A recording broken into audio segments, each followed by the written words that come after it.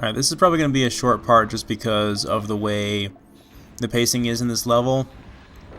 If I tack this on to the beginning of the next video, it's not going to be very interesting, but if I were to have kept it at the end of the last video, it would have been too long. So I'm just going to throw this in here as a quick short video to make up for the two incredibly long videos I had for the last two parts.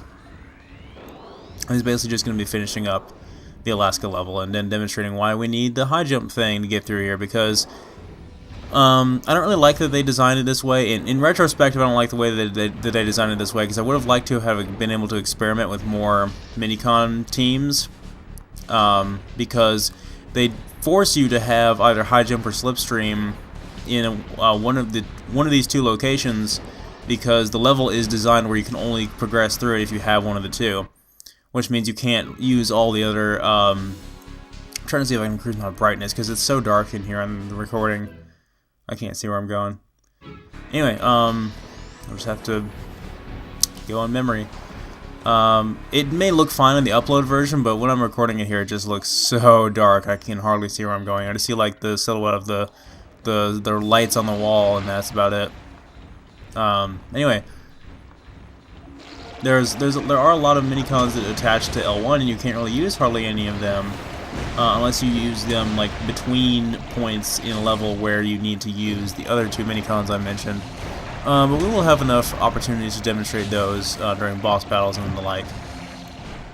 Especially build-up, because build-up is obscenely powerful, because he can regenerate you, so he's an L1 minicon that we can't use very often for that reason.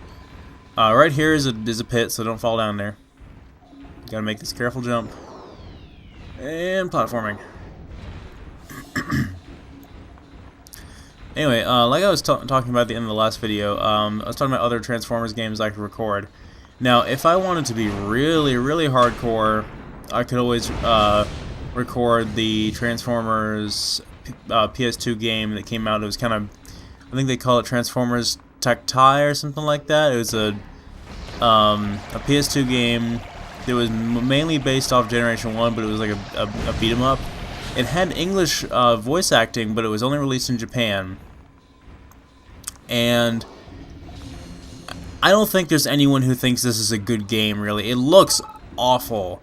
Just like watching, if you go watch gameplay videos of it, like, it looks really bad. And the voice acting is, like, legendarily just terrible. It's awful. But, ow. Now is when the game decides it's going to be a cheap bastard and throw grenades at me while I'm on this tiny little ledge and risk having me fall to my death here. That's what you get for knocking me into that portal completely unintentionally. You get quad rockets to the face. Anyway, I could in theory record that game because I can play Japanese PS2 games, as some of you know. But the game is also kind of expensive for what it is. It's like $30, $40, something like that, for a decent condition used copy, and it's just not good. And there's really no reason why I'd want to suffer through that. It wouldn't make a very entertaining LP. There are some playthroughs of it, some non-commentated playthroughs on YouTube if you're really curious of what the game is like, but I don't think anybody would argue that that is a good game. If you have played it and you think it's all right,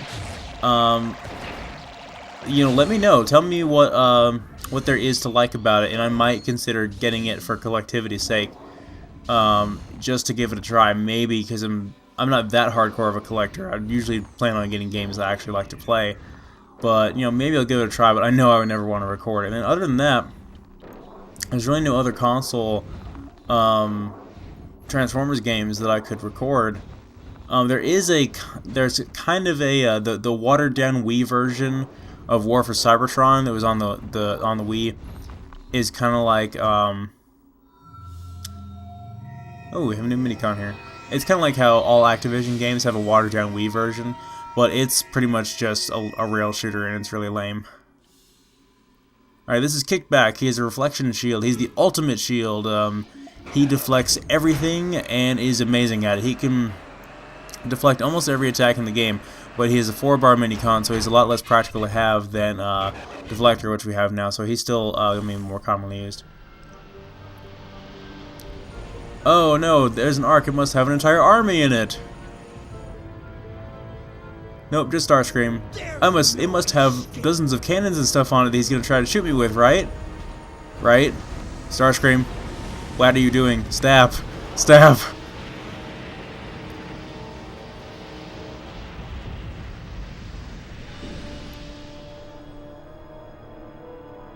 You're an idiot, Starscream.